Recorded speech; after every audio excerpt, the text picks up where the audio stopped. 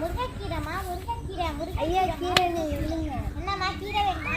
எனக்கு அடிக்கடி வயிற்று வலிக்குது. இந்த ஊருக்காரங்களாம் சொல்கிறாங்க வயிறு வலிக்கு முருங்கைக்கீரை தின்னா சரியாயிரும். எனக்கு ஒரு கட்டு முருங்கைக்கீரை தாங்க.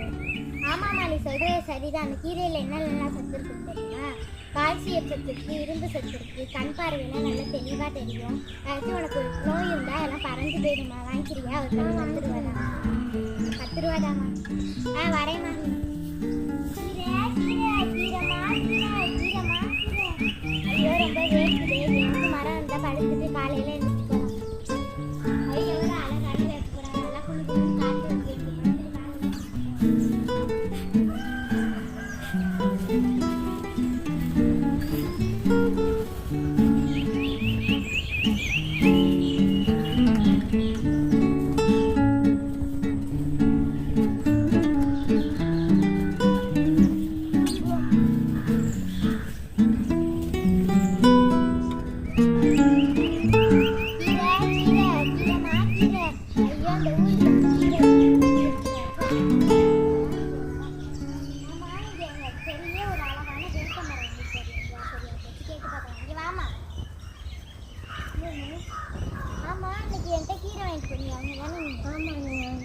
எப்படி சரியாயிடுச்சா?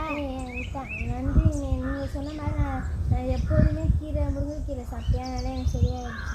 ஆமாம் இங்கே ஒரு பெரிய வேப்ப மரம் இருந்துச்சு. அது எங்கம்மா? அந்த வேப்ப மரத்தெல்லாம் வெட்டி எடுத்துட்டு இங்கே பெரிய பில்டிங் கட்டி வீடு கட்ட போகிறாங்க. ஐயோ ஐயோ ஏன்னா அப்படி இயற்கை அழிக்கிறாங்களோ. இந்த மரத்தால் நம்மளுக்கு என்னென்ன நன்மைகள் இருக்குன்னு தெரியுமா? சொல்லுங்க பார்ப்போம். இதில் இது நிழல் தருது, குளிர்ந்த காற்று தருது, பழம் தருது, மழை தருது. இவ்வளவு நன்மைகள் தர இந்த மரத்தை இப்படி வெட்டி அழிக்கிறாங்களே. உங்களுக்கு ஏதாச்சும் ஒரு பாடகத்தை கொடுக்கணும். வா இந்த இடத்துலையே நம்ம வேப்ப மரத்தை